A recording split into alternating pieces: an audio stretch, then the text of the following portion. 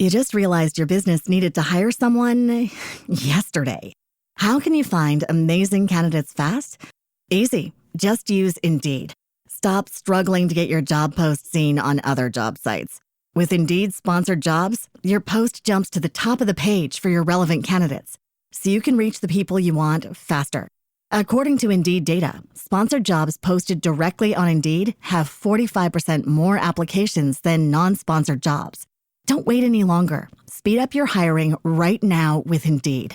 And listeners of this show will get a $75 sponsored job credit to get your jobs more visibility at Indeed.com/kidsandfamily. Just go to Indeed.com/kidsandfamily right now and support our show by saying you heard about Indeed on this podcast.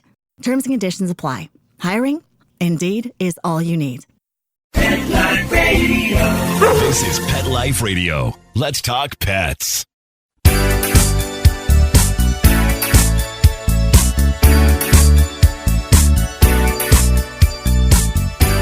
Hello! You're listening to Animal Party on Pet Life Radio, and I have a special treat for you today.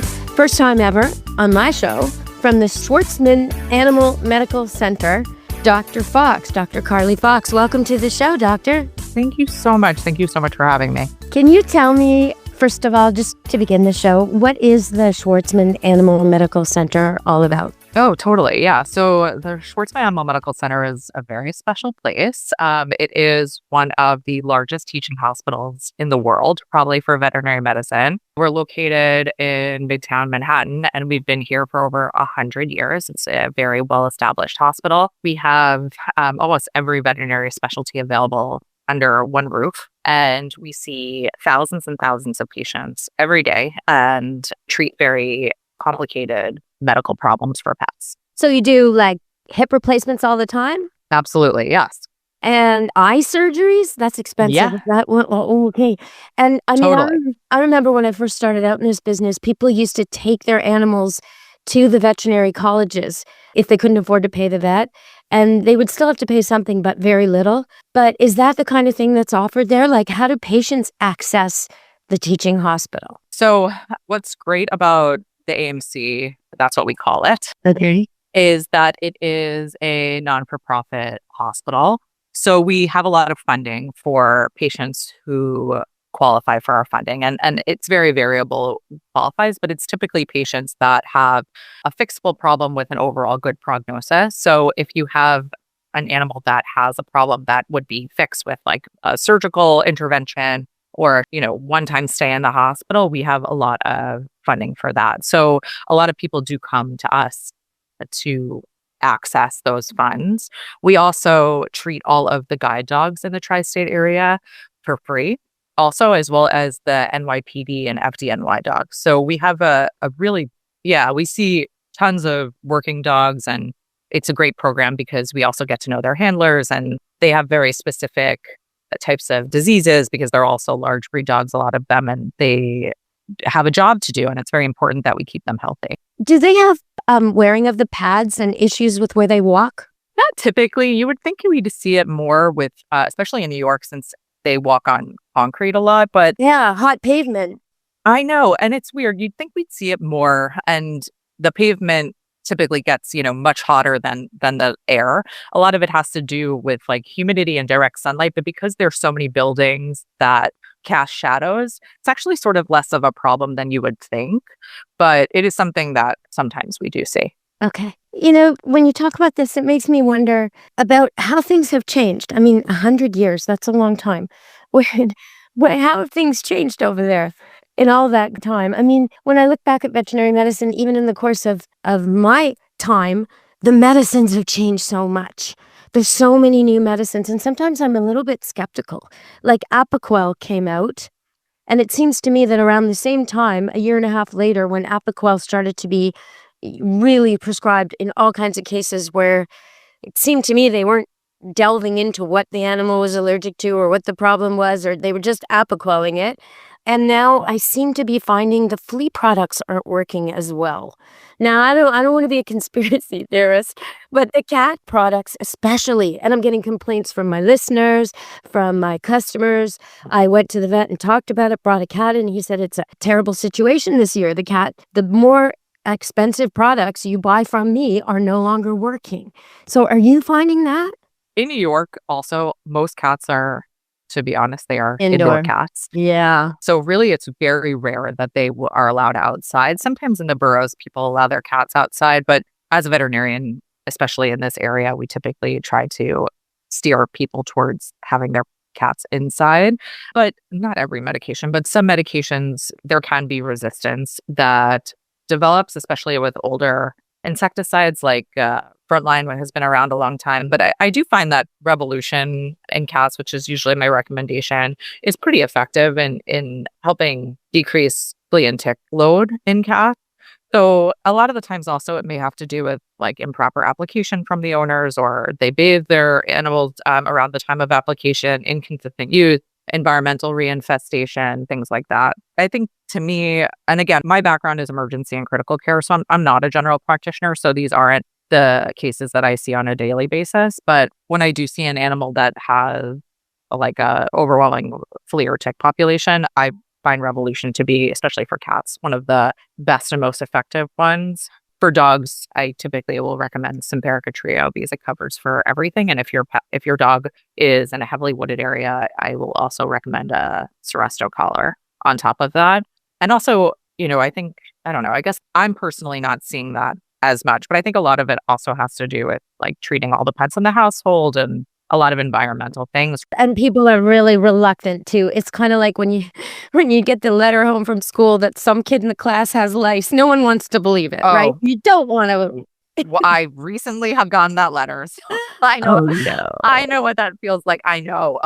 It was like my heart thing. So it's terrible. But anyway, we're lice free now. So. But some of the meds have improved a lot. Like when I think back to the itchy, scratchy dogs who couldn't get diagnosed, who would pick themselves raw and go bald, they used to be on prednisone. And that would change their whole personality. And they'd become 1,000%. These vacuum cleaners. And they would be aggressive about food and they would get fat. And I mean, Apoquel is a huge step up from that. So, okay, well, now that I know that you're an emergency vet, we're going to talk about that when we come back from the break. Stay tuned, everybody, on Animal Party Pet Life Radio.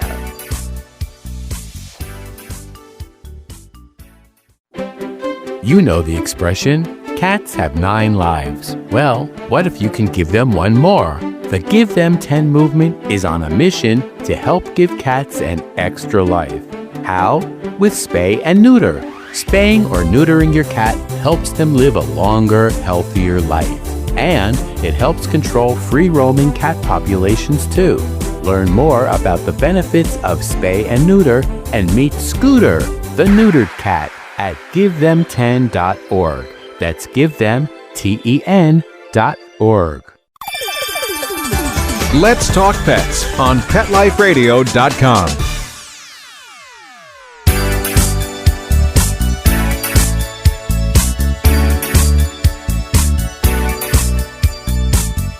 Hello! We're back from the break, and we're talking to Dr. Carly Fox, Dr. Fox, from the Schwarzman Animal Medical Center. Got to point out that we're being hosted by a wolf, and my guest is a fox. So that's very apropos. All right, so what's the most common thing you see in animal emerge? Is it bleeding?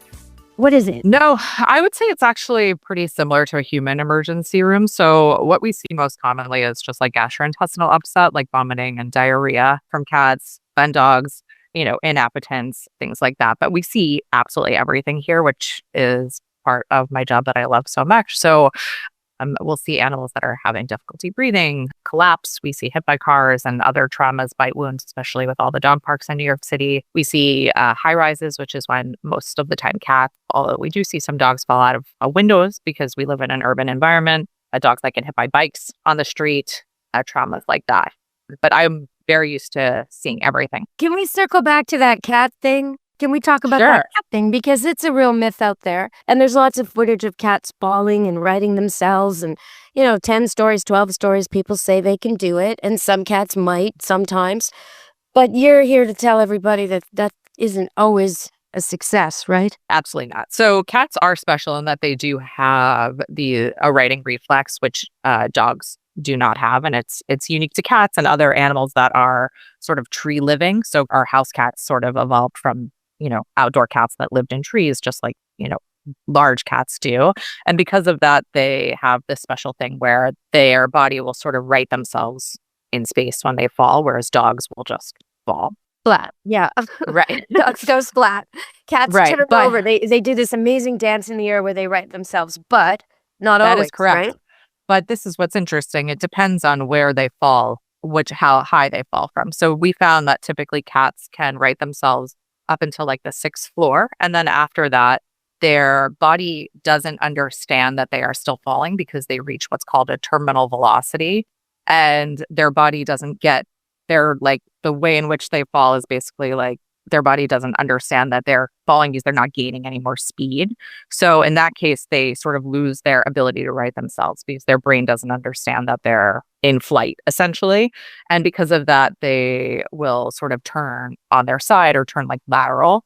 And we'll see different injuries depending on which sort of height they fall from. But I think the takeaway there is that cats fall out of windows quite commonly, especially in urban environments, and they can develop very severe injuries from that require medical attention. And even if they fall from very high stories, they can survive. The prognosis is actually very good for these patients with care, but it just means you must bring your animal in, even if it looks like they fell from 2 stories versus 12, they have to seek medical care because they can still be very, very injured. You also mentioned the other common things. Among them was, I believe, car accidents and bite wounds. So in those cases, are people likely to maybe think, oh, he's okay if there's not a lot of blood and not come in? Or how do you know when you need to? Totally. So, I mean, my recommendation is that you absolutely need to come in no matter what, even just a small bite wound, because bite wounds are sort of like the tip of the iceberg. There could be a lot more damage underneath the bite wound, and there often is. So they often also, dogs' mouths are dirty, so they are very likely to become infected. Oh, dogs' mouths are dirty, but human mouths are worse, right? I mean, I think all mouths are dirty. Okay. I just wanted to say, because some people are like, oh, you let your dogs lick you. Yeah, okay, well, you let your husband lick your face. And I don't know about that.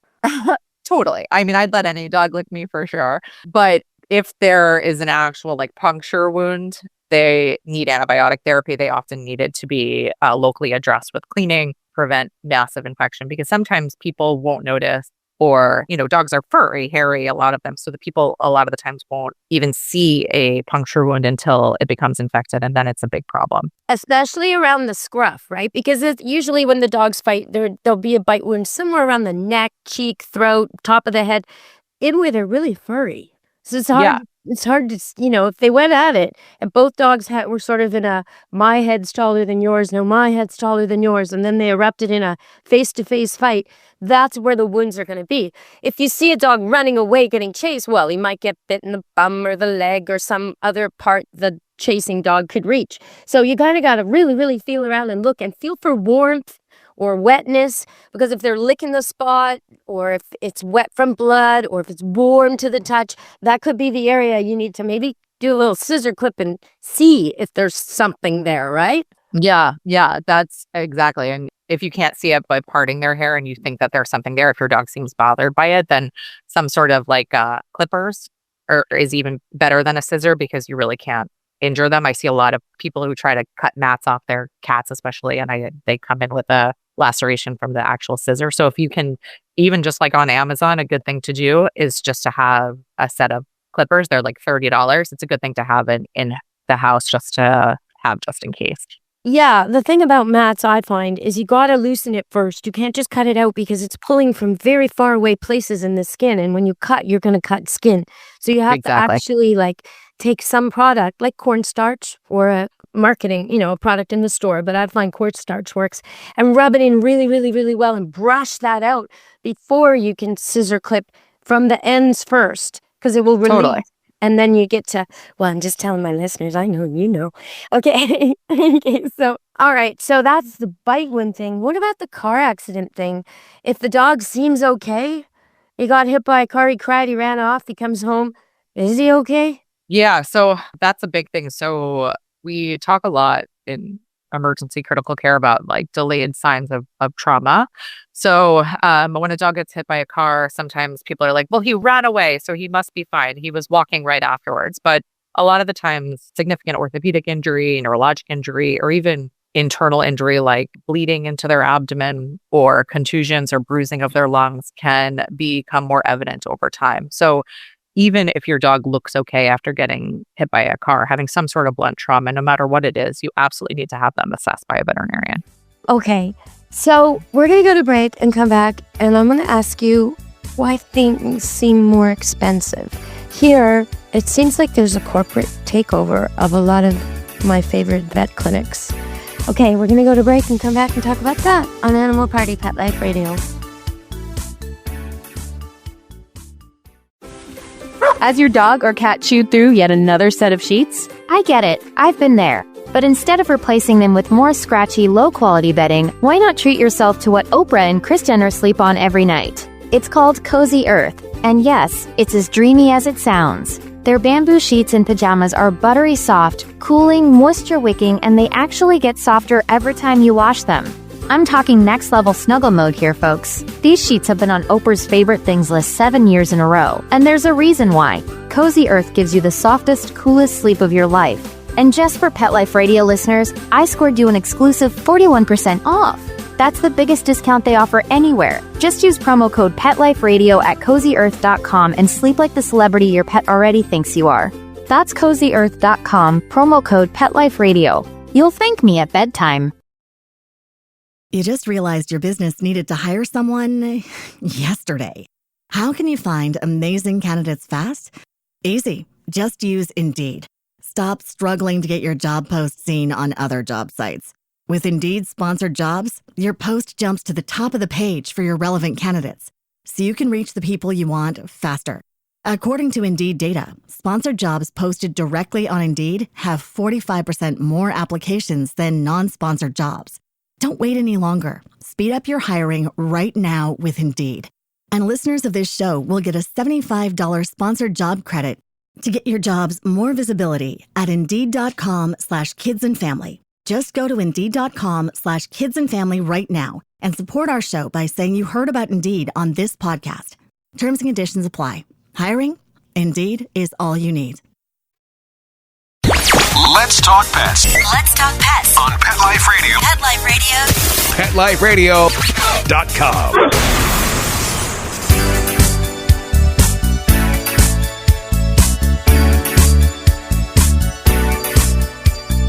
Hello, we're back on Animal Party Pet Life Radio, and it seems like prices keep going up and up and up, which makes people not want to take their dog in if he seems okay when they really ought to, or their cat.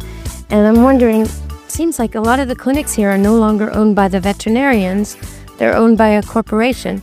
Is that a problem in the States too? And is that why the prices seem to be climbing? I don't want to say it's a problem, but it is definitely a trend that we see a lot more of. I think because veterinary medicine is a big business that a lot of private equity firms are interested in it and will invest into roll-ups of hospitals, et cetera. The AMC is, again, a non-for-profit, so we are not owned by anyone. There's a board that controls the hospital, and it's very different than your like general practice around the corner. I work at a very large specialty hospital. So thankfully, because our non-for-profit status and the fact that we're a teaching hospital, we personally don't deal with that, which I think is great for the doctors and also the patients that come in here. However, it is something that we see very commonly in veterinary medicine now, especially. And I think there's many different causes of it.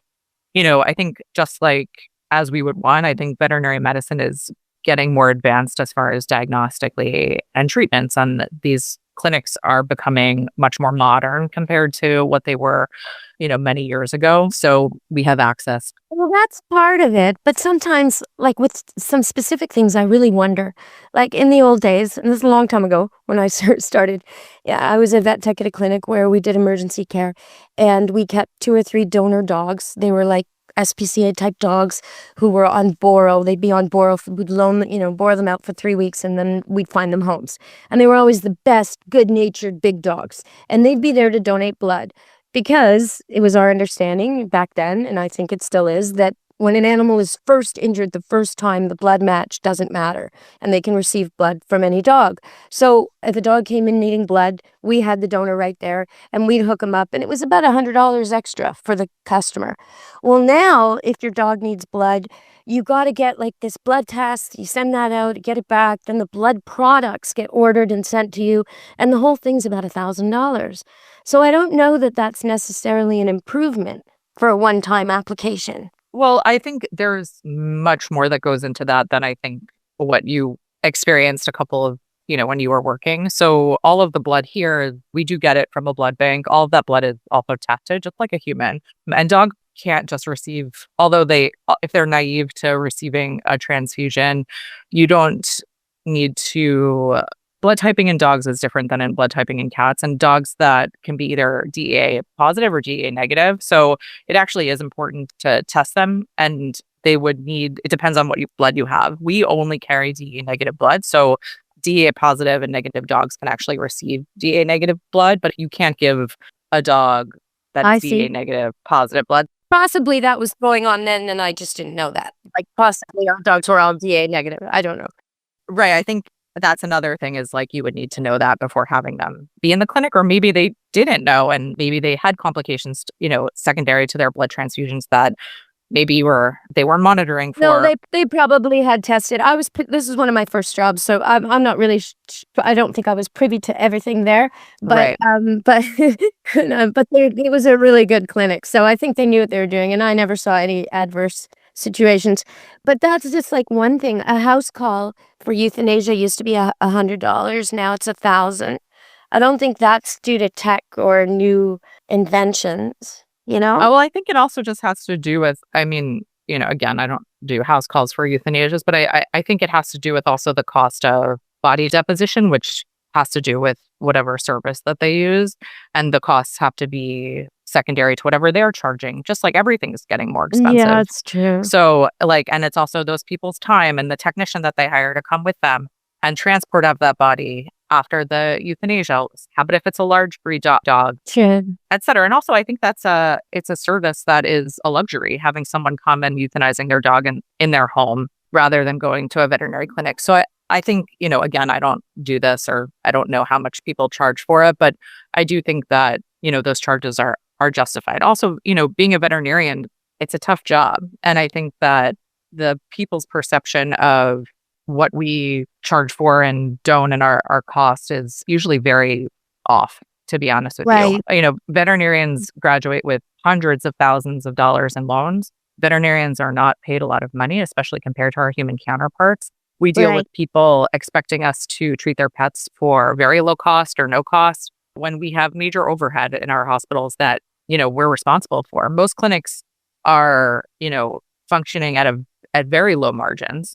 And I think people need to understand, and there's a huge emotional toll that veterinarians deal with every single day, dealing with people and their pets and feeling responsible a lot of the times for people's poor decision making when it comes to their pets. So I feel like all costs in veterinary medicine are 1000% justified. And no one is trying to rip you off. It's really something that there's a lot of background there. And I think people don't realize that.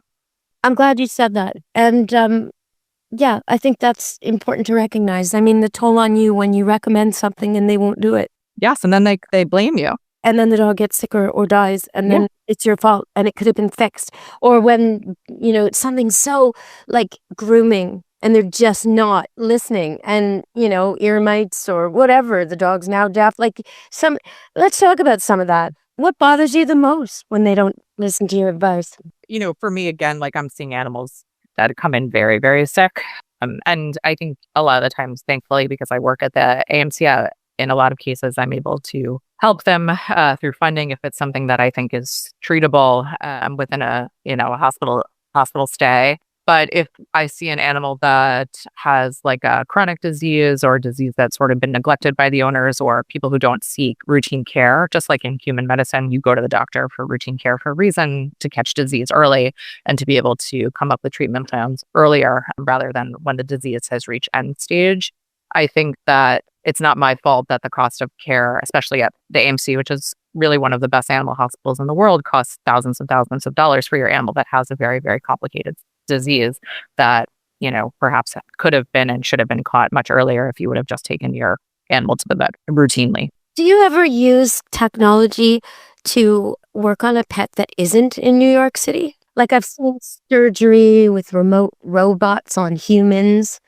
Anything going on like that with veterinary medicine yet? Not here yet, but we do a lot of laparoscopic surgery, and we also have an interventional radiology department here that does very, very advanced care for animals, very specific surgeries that could not be replicated elsewhere. But as far as robotic surgeries here, as far as I know, we're not there yet. But if it is coming, I'm sure we will have it soon.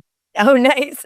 Does AI have an impact on your job at all, Dr. Carly?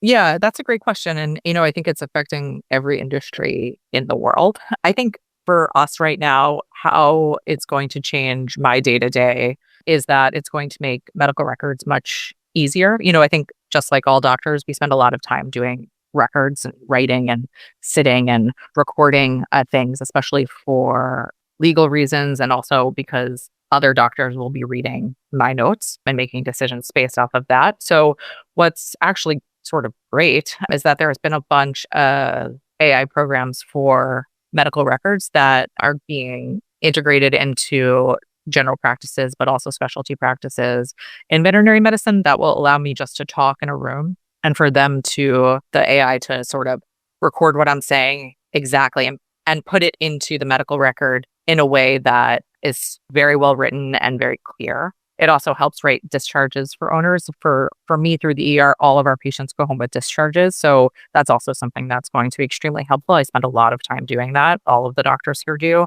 So to make that part of our job a little bit easier, I think is actually like a huge benefit for doctors in general, and also recording conversations I have with people. So writing those comms up as I'm speaking and putting them into the medical record, it's actually great. And I think as far as like actual treatments for animals, there's nothing that we use in the hospital currently, but I wonder if that's something that's going to be available eventually.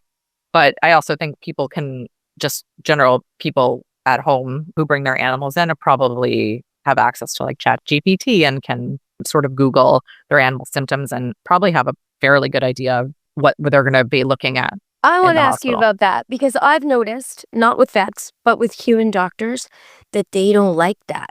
When you go in and you say, I think I have this, that, the other, I read it online, or my sister tried this medicine and can I try it too? They don't like that at all. But you're saying you don't mind when the person comes in and says, I Googled these symptoms and it seems like my dog has Addison? It depends. It depends on how that person uses that information and how they bring it up to me. That all depends on people's, I think, attitude and expectations.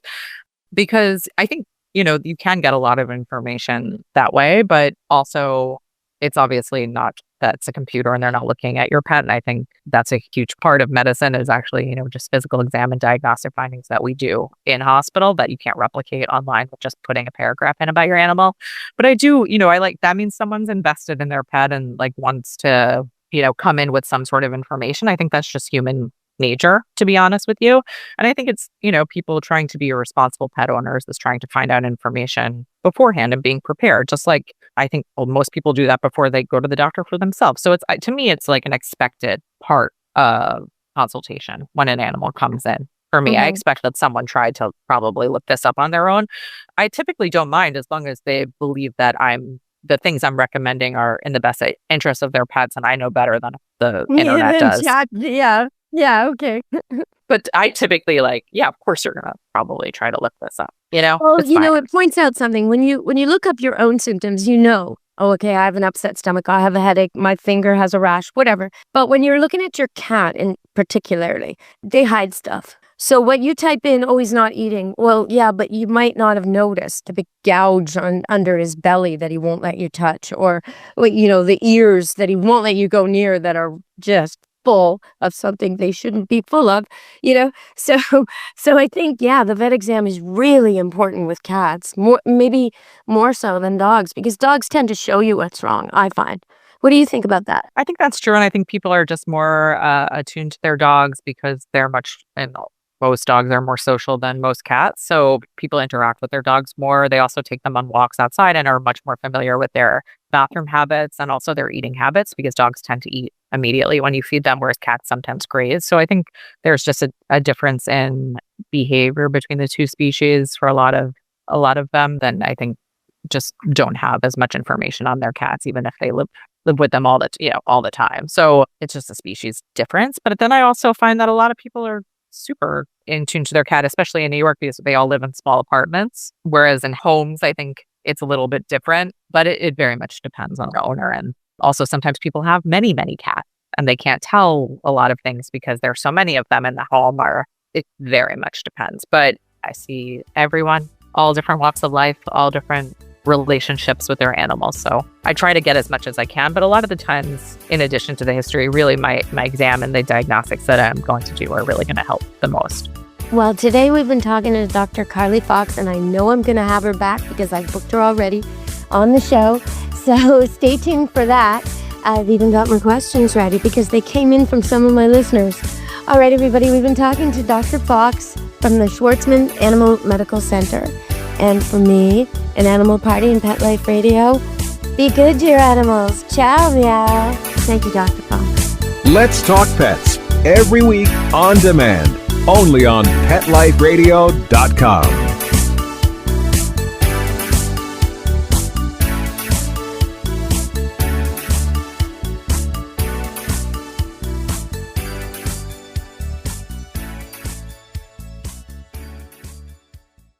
You just realized your business needed to hire someone yesterday. How can you find amazing candidates fast? Easy. Just use Indeed. Stop struggling to get your job post seen on other job sites. With Indeed sponsored jobs, your post jumps to the top of the page for your relevant candidates, so you can reach the people you want faster. According to Indeed data, sponsored jobs posted directly on Indeed have 45% more applications than non-sponsored jobs. Don't wait any longer. Speed up your hiring right now with Indeed. And listeners of this show will get a $75 sponsored job credit to get your jobs more visibility at Indeed.com/kidsandfamily. Just go to Indeed.com/kidsandfamily right now and support our show by saying you heard about Indeed on this podcast. Terms and conditions apply. Hiring? Indeed is all you need.